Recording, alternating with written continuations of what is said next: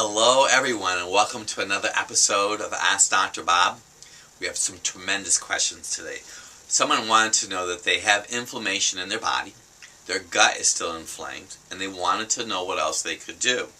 And I always would encourage you not to eat sugar. Even though you may be on the paleo diet, you might be eating vegetables, sugar can create inflammation, and so would having the incorrect oil in your body. Omega-6 fats will create inflammation. You may consider having an essential fatty acid blood spot test done. You also may consider a proteolytic enzyme or an enzyme to help take away the inflammation. We use something called Entenzyme Forte. This was a very interesting question. Someone sent a picture of their wife. Their ear was enlarged. It's been going on for about 10 years. And I even looked at the photo itself. And anytime I have anybody that comes into our practice and they have a chronic infection, we always look to the gut. We always rule out parasitic involvement, either through a colon, stool sample, sometimes an essential fatty acid blood spot test, and or nutritional microscopy. My suggestion to you with this chronic ear infection, look to the gut. And if you need to, come and visit us in the Cleveland, Ohio area. I'd encourage you to do that. An individual sent a question. They had their thyroid gland removed.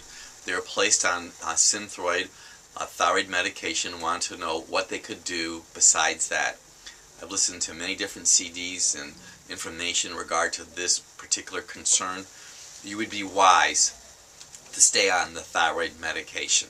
You may also consider having a TSH, a T3, and a T4 to make sure that the Synthroid or the levothyroxine is converting from T4 to T3. We had a lot of allergy questions because we posted that on our Facebook, and we had someone that said, what do you do about a peanut allergy? And I don't want to sound like I'm really a smart aleck, but I don't know enough to tell you to do anything but avoid peanuts.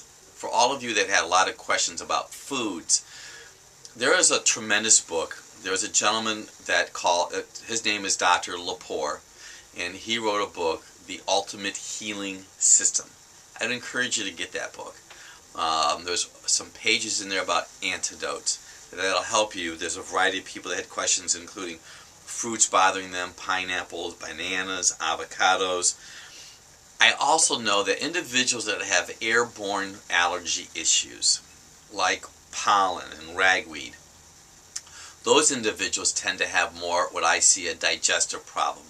You may consider having your carbon dioxide blood test done. It's through a chem profile. If your CO2 is low, it means you may have an acid gut and you need to support appropriately. We use L-glutamine. Also, individuals who have digestive issues, any food can bother you. So what I've learned along the way, even if we did a blood spot food test to you and you were sensitive for 5 or 6 items, it's not usually the 5 or 6 items. It's usually you have a gut problem. So you may consider the carbon dioxide, which is a part of the chem profile. And there's other testing that you could do. The essential fatty acid blood spot's important because if you're high in omega-6 and you're low in omega-3, you're going to have a lot of inflammation in your body. Someone wants to know about postnasal drip and allergies. These are the foods you want to avoid: dairy, sugar, peanut butter, and gluten. Dairy, sugar, peanut butter, and gluten.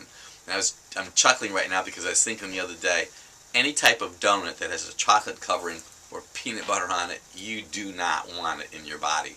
Those are the most common foods that I have seen when it comes to any type of allergy. Somebody wanted to know about a natural breast milk or formula, and we're going to be posting on one of our websites, which is Drugless Doctors, drs.com. It'll be in this information. You can go to the link. We'll be putting it on our blog. Go to Drugless Doctors, that's drs.com, and look to the word blog.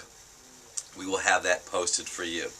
Last question: how do you help someone who is 5 years old and has parasites? Well, you want no sugar in their body. Make sure they're eating sulfur-based foods: broccoli, cabbage, cauliflower, eggs, onion, and garlic. We use a product called Agricept L. It's a citric seed extract. Works wonderful and helps normalize just the flora in a person's body. Also a probiotic. Tremendous questions. You're going to want to watch this over again. Please pass it on. I'm Dr. Bob DeMaria, the Drugless Doctor.